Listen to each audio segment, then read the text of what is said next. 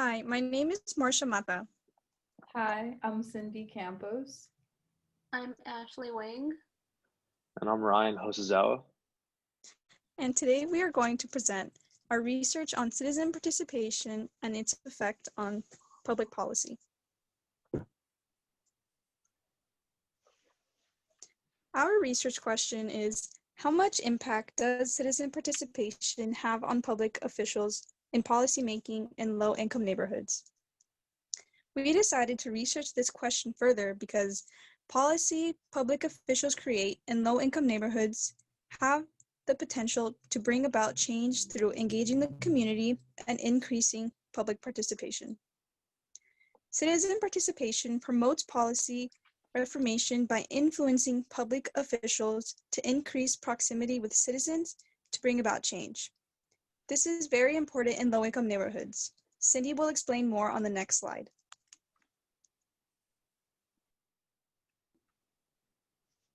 Now, you might be asking yourself, well, why is our research question important? Why does it even matter? Well, I'm here to tell you why less participation in low-income neighborhoods means greater neglect in these environments, which leads to complex issues such as an increase in crimes like drugs, prostitution, gang activity, and street crime. An increase in crimes leads to a poor lifestyle for those who are a part of these environments. However, that can all change through citizen participation, as communicating with public officials can play an influence in policymaking. Studies show that in cases where citizens participated in their communities, it led to supportive resources, like welfare programs for neighborhoods residents appointed by officials. There have been cases where residents came up with financial needs to integrate policies.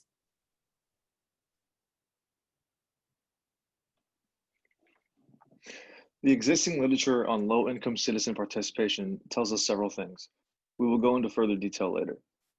The literature contains numerous studies on how policies are impacted by citizen participation, but not specifically a representation of low-income voters. Here, we are taking the studies of citizen participation and applying it to the low-income neighborhoods and seeing how it affects public policy.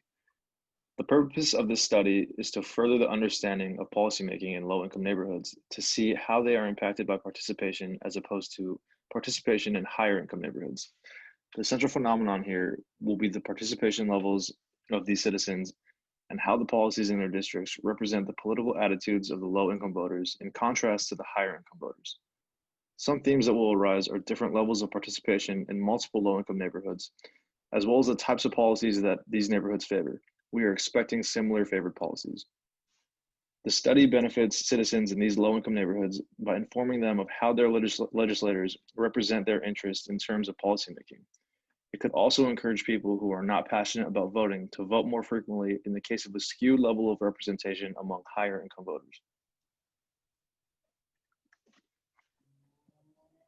In the article, Government's Complexity and Democratic Participation, How Citizens and Public Officials Harness the Complexities of Neighborhood Decline, by Hendrik Wagner, he describes that the deliberative model of governance points to the deliberation between individuals on issues is central to decision-making, where he then observed two neighborhoods that followed this model, of which one created a night prevention project and the other a neighborhood council. I will note that the deliberative model of governments increases proximity in procedural processes and brings about diversity as both public officials and community residents are collaborating with one another to harness complexity issues. The first neighborhood that created the Night Prevention Project helped solve complex issues that public officials weren't even aware of, such as drug houses that were within their neighborhoods, while the Deventer Neighborhood Council made public officials aware that the garbage company was only making rounds once a week when their contract with the state/city specifically states that they need to make two.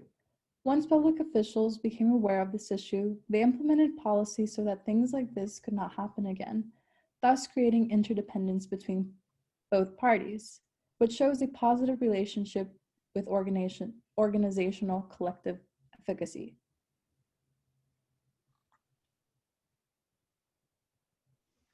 Hi, so I will be talking about the disadvantaged citizens.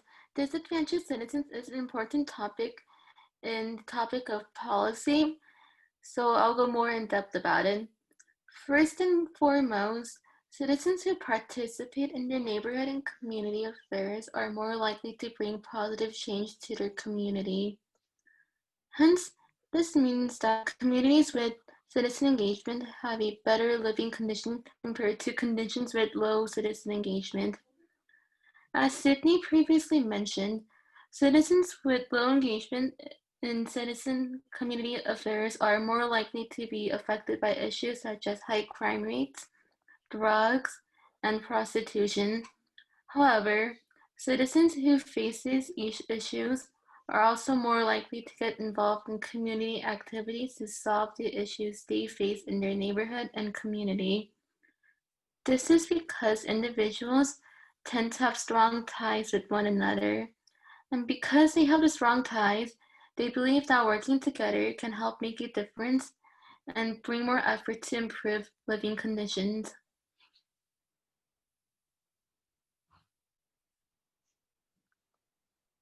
Going forward, I will now talk about our hypothesis. We hypothesize that citizen participation and engagement in low-income neighborhoods have an influence on policy reform and bringing forth change to low-income communities.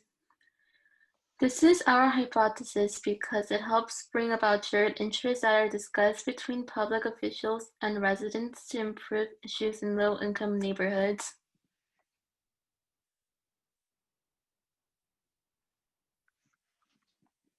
For our methodology, we will be using a case studies approach to gather our data. More specifically, we will use the method of difference, which compares two similar cases with different outcomes to determine what causes those outcomes. Ideally, we will find low-income cities and neighborhoods with identical demographics, socioeconomic levels, and preferred policy, but have different outcomes in terms of their ideology of elected officials and policies that pass. We will use a qualitative approach and make observations to see how much engagement occurs in these cities, and if that level of engagement influences what types of policies get passed.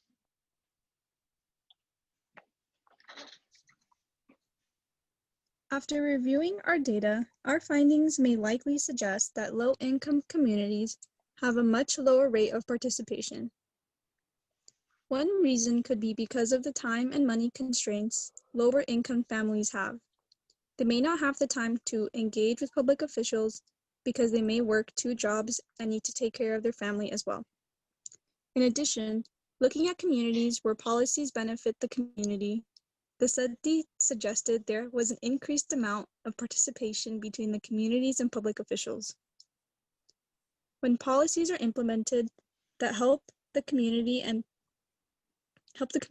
people are more likely to go out and engage with public officials since they want to show their support for that policy.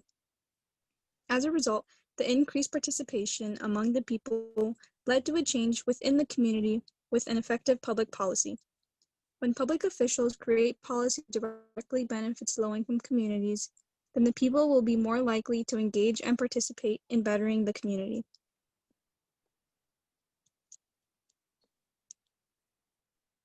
Once again, we're looking at a research question that asks, how much impact does citizen participation have on public officials' policymaking in low-income neighborhoods? After further analysis, our hypothesis has proven to be correct, as citizen participation and engagement in low-income neighborhoods does have an influence on policy reform and bringing forth change to low-income communities. Evidence shows that participating increases interdependence and proximity as it leads to solutions for complex issues, such as criminal activity through neighborhood watch groups coordinating with public officials. Hence, citizen participation does play an influence in policymaking in low-income neighborhoods. As a relationship begins, our study contributes to further literature on citizen participation in policymaking, as we have provided the type of models that are effective in the influence of decision-making, such as the deliberative model of governance or even creating neighborhood councils.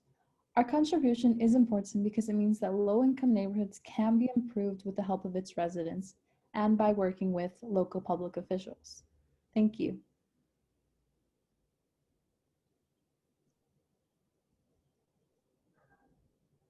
I don't know how to stop this.